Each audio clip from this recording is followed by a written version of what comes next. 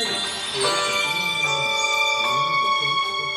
guys, ako baby, hindi ako baby. Dito ako sa vlog ng baby. Ayun, second half lang ng tutubo.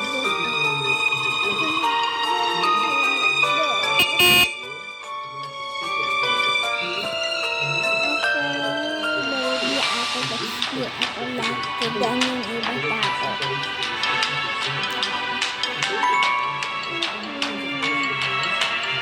Para ko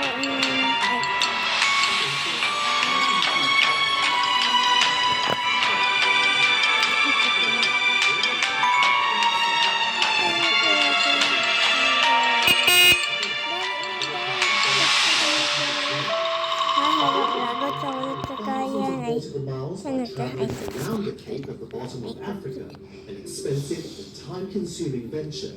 Scientists also looking to bolster security to avoid destruction of the Red Sea and mitigate against delays that the consumer prices rise.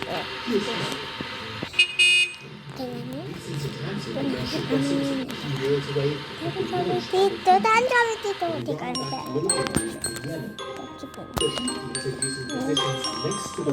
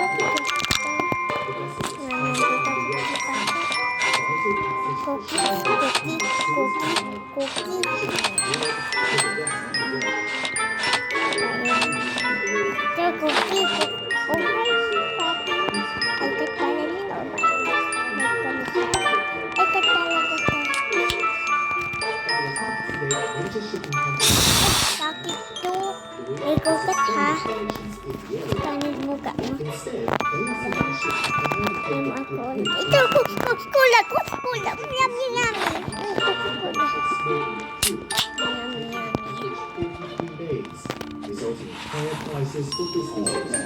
The Red Sea routes by contrast pays for 24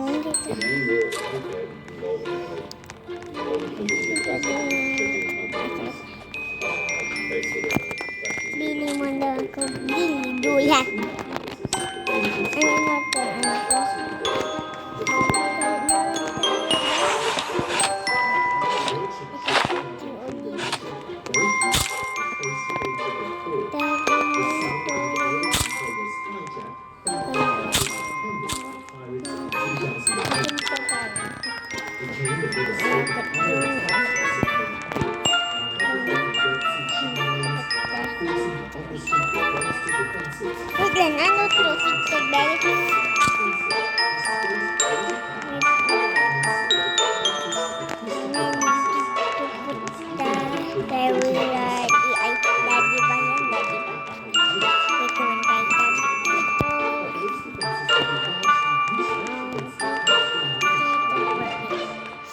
It's the first time that merchant vessels have established a partnership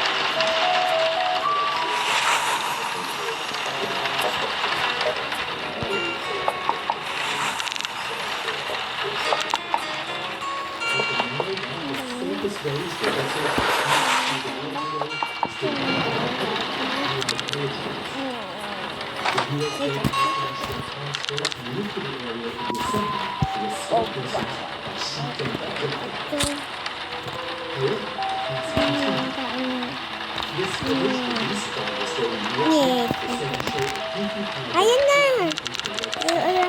Wait na. Wait.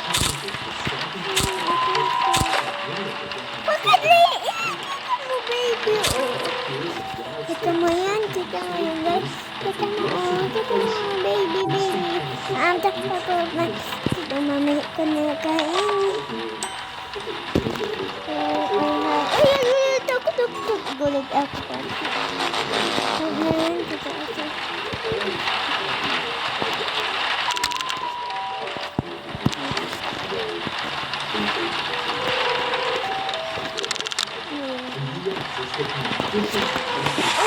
Uy, tipa ko.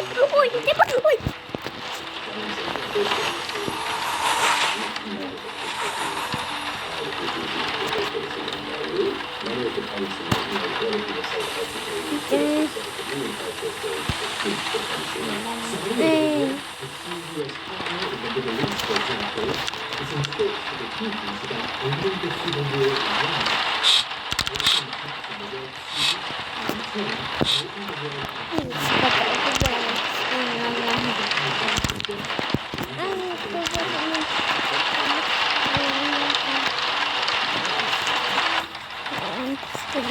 Wait lang, guys.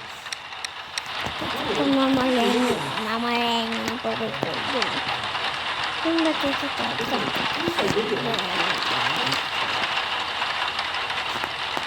Ako lang.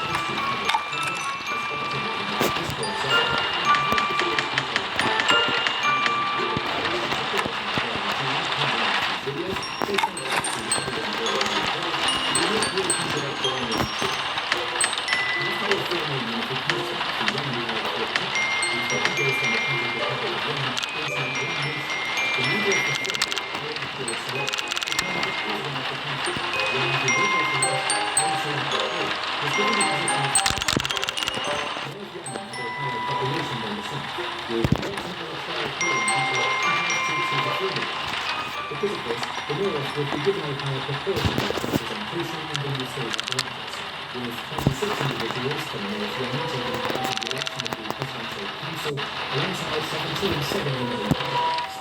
These 44 representatives will Video create a po. future of transitional growth.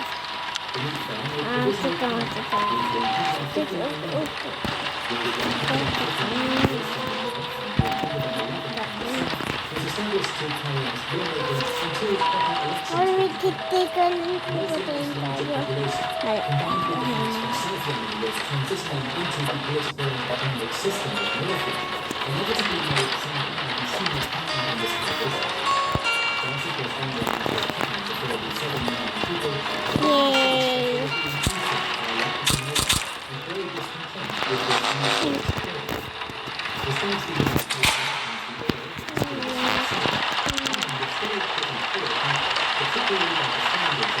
Ay, lagot tayo kayang. Pag namin kayo right now. When Iraq invaded Kuwait in 1990, the Americans refused to support the military intervention in Iraq. Saudi Arabia was one of the key members of the anti-Saddam coalition, and in retaliation, they expelled 800,000 Yemeni laborers from their country. This was a major economic burden for an already economically advantaged region. Before long, there were food shortages across the country, and hunger strikes broke out in 1992. In April 1993, Unified Yemen held its first parliamentary election. In it, Saleh's General People's Congress received the most votes and earned 122 seats, where the Islamist Party of Al-Islam came in second.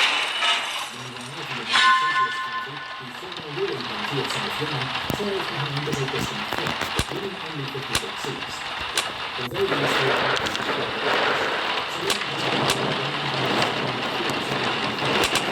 Saleh had influence in the newly unified nation was gradually dissipating. At the time of unification, the South was poor, with basic services such as healthcare and education were offered by equal than the North. However, the more populous, wealthy, and powerful North was gradually imposing fragmented systems and weakening pre-existing systems. Moreover, several southern politicians were associated with the independence, and many of them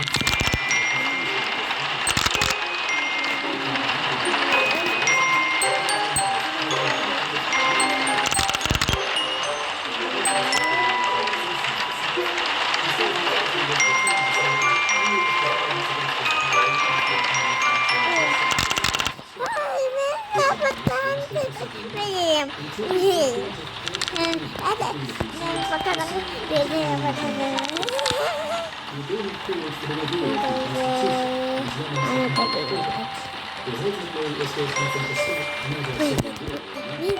Lago na tayo, guys.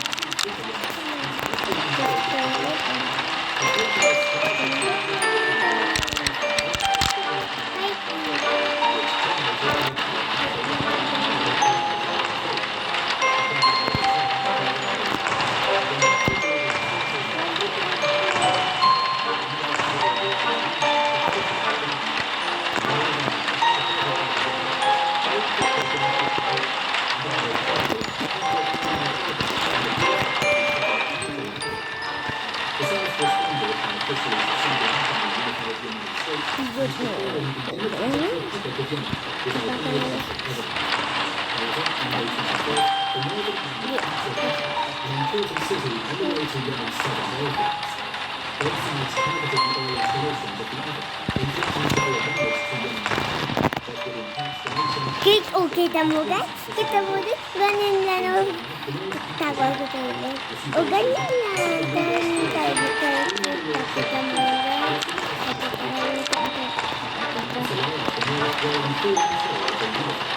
Na, guys. Ha? Sige.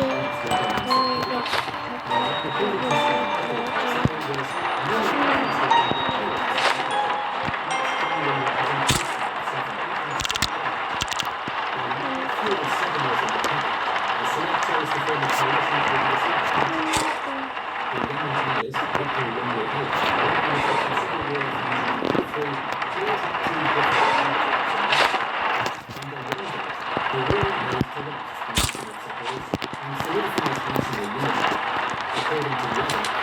lays to rest the notion of unity and continuing a period of northern occupation of the South. The second perception was, of course, Ireland and the South.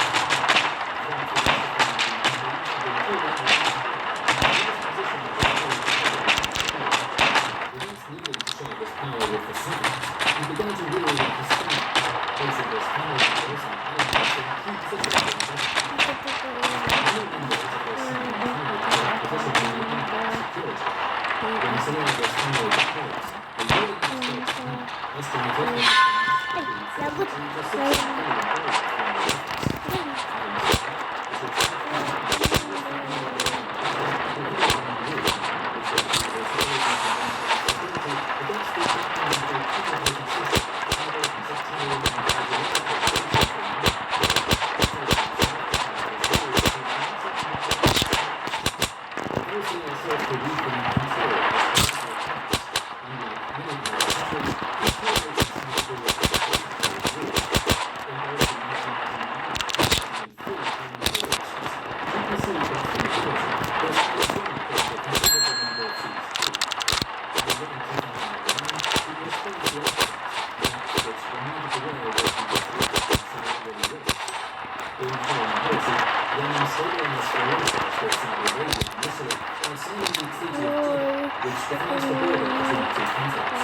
Those facilities later erected a wall on the border, citing Slavery from known as the Courts. In general, relations with the Saudis have been problematic ever since Yemen became independent. Saudi Arabia has interfered in every civil war fought in Yemen, and has routinely engaged in open skirmishes with Yemen forces. Saudi international affairs continues to be set. In America's war on terror, Saudi sided with the United States, allowing the Americans to strike on Iraq and Yemen soil.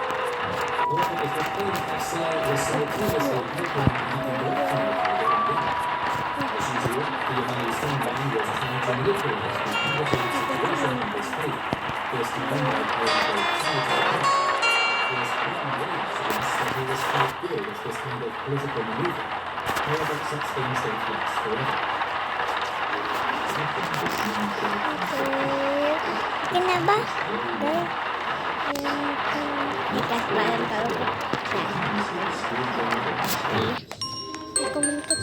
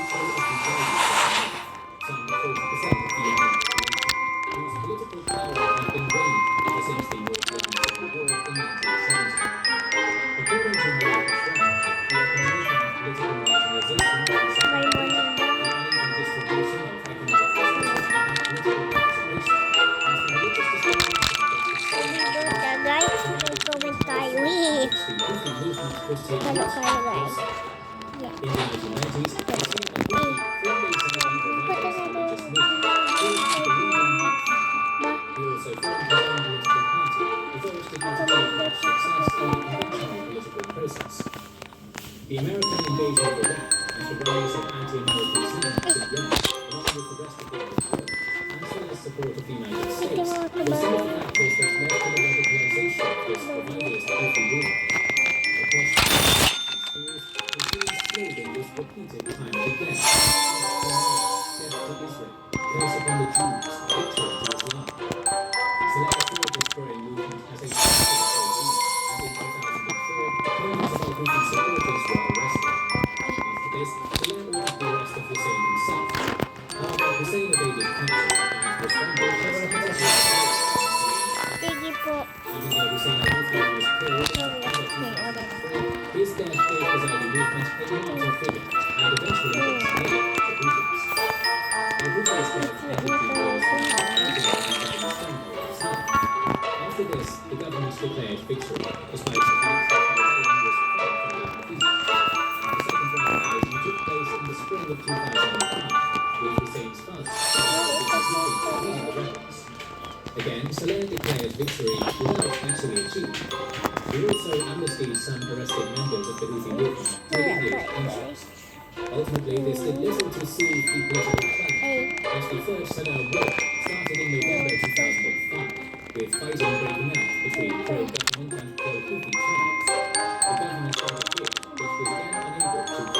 insurgency. Instead, Saleh once more attempted to placate the rebels by ordering the retirement of some of the captives and assigning government pension to the Houthi family. Evidently, however, the government's overtures did not really work because in January 2006, in short, Saleh was the government accused the Houthis of collapsing the local Jewish community and of being supported by the Iraqi community. Saleh also decided to recruit tribal forces to the attack on Saddam this time, which transformed the complete campaign. According to Christopher Bassett, the war between the Yemeni government and the Houthis has not been a war. A largely sectarian conflict is now a tribal conflict as well, which brought aggregates within Yemeni society compared to the war. In June 2006, the two sides agreed to a tribal dispute, which envisaged the alternative order authorities, the release of all prisoners within a month, the reconstruction of Saleh, and the exile of the Houthi leaders. The fighting was in short after this agreement, but most of its provisions were not fulfilled, which made Saleh for another round of conflict, which started in 2008. This disaster was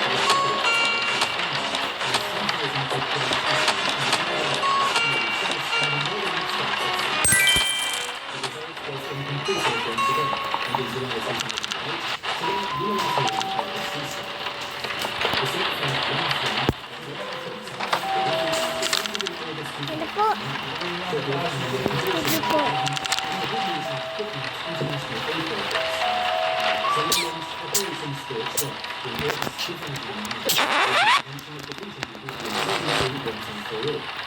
The government deployed 40,000 troops to Saddam, recruited tribal forces to their cause, and subjected Houthi lands to heavy bombardment. Despite the fact that the government attacked with such overwhelming firepower, Saleh was unable to defeat the Houthis once again, and in February 2010, another ceasefire was signed. However, the fighting between the Houthis and the government was far from over. The aggressive policy of the government pushed even the non-religious people in the north to side with the Houthis, expanding their participation in the Houthi rebellion. Meanwhile, political fissures were appearing elsewhere in Yemen as well. The losing side of the 1994 civil war in the south was growing increasingly unhappy with their state of affairs. Many southern bureaucrats and military personnel were forced to retire following Saleh's victory in the civil war. In 2006, protests largely led by the above groups were carried out, and the government's response was violent. This led to the emergence of the Iraq movement, which aims to gain more rights for the people in the south, and more parity in resource sharing in Yemen. The heavy-handed response of Saleh and the fierce resistance of the Houthis in the north gradually made the protests in the south more powerful. Between 2007 and 2008, protesters were killed by the government. By the time the Arab Spring started to shake the Middle East to its foundations, the calls for the secession of the South had increased.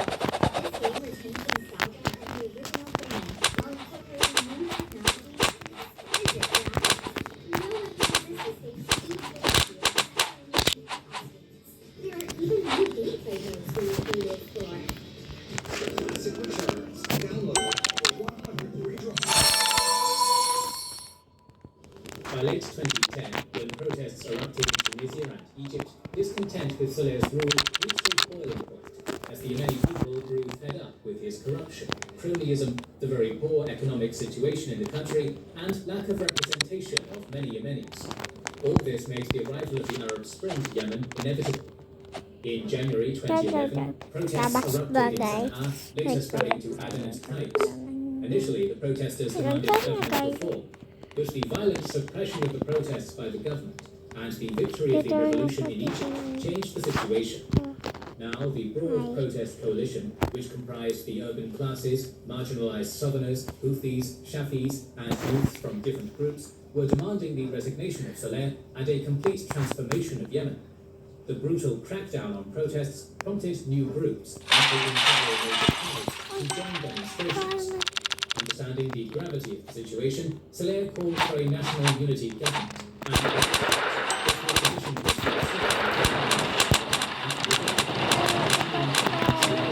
resignation.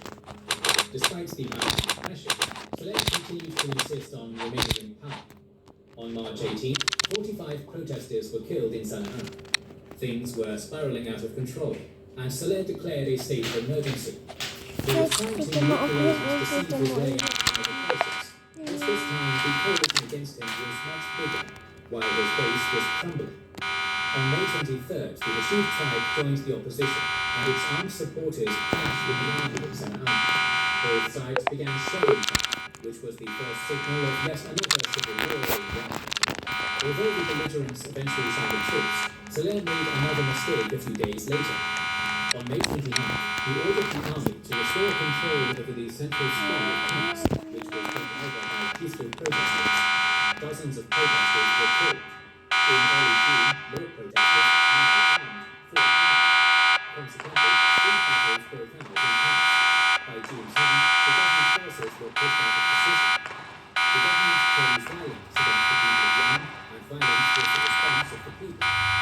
Fighting regularly broke out in Sana'a, Taiz, and other cities in Yemen. On June 3rd, there was a bomb at the presidential palace in Sana'a, which left Saleh severely injured, prompting him to leave for Saudi Arabia.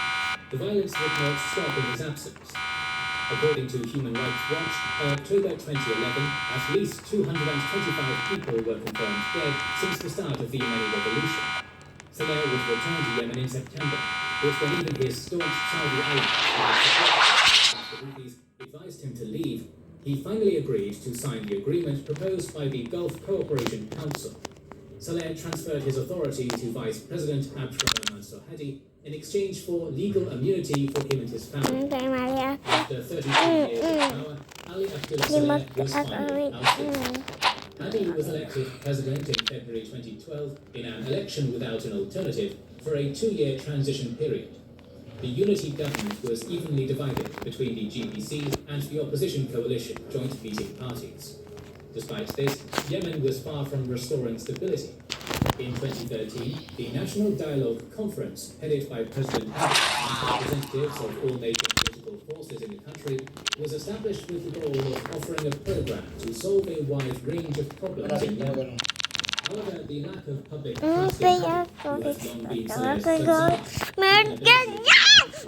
the economic and political crisis in the country, and the absence of a reasonable program to address the grievances of the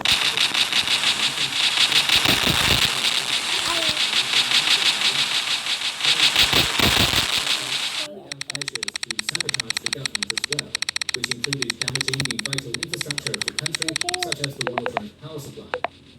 In January 2014, the National Dialogue Conference signed the NDC document, which agreed on extending Hadi's presidency for another year, the 50-50 division of the parliament, the transformation of Yemen into a federal state, and the establishment of freedom of religion, the last of which was meant to placate the Shia violence.